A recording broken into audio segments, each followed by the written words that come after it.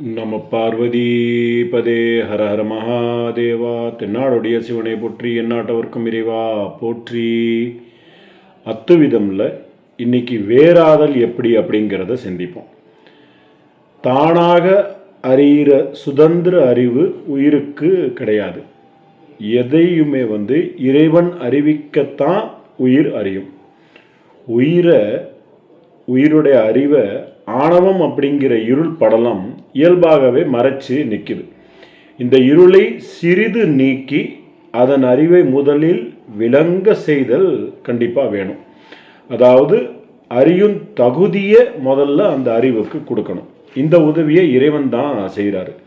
அவர் தன்னுடைய ஆற்றலால் ஆணவ இருளை சிறிது விளக்கி உயிரின் அறிவை விளங்க செய்து அதற்கு அறியும் நிலையை உண்டாக்கி பின் உலகப் பொருள்களை உணர அறிய செய்கிறார்.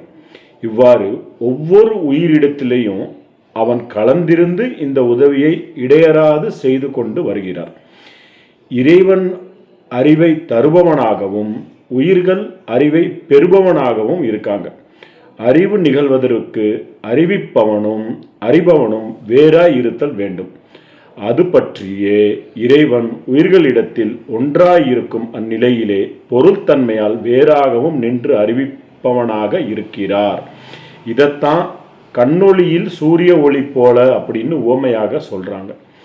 கண்ணுக்கு பார்க்குற ஒளி உண்டு, ஆனால் அந்த கண்ணொளி தானே பொருள்களை காண முடியாது.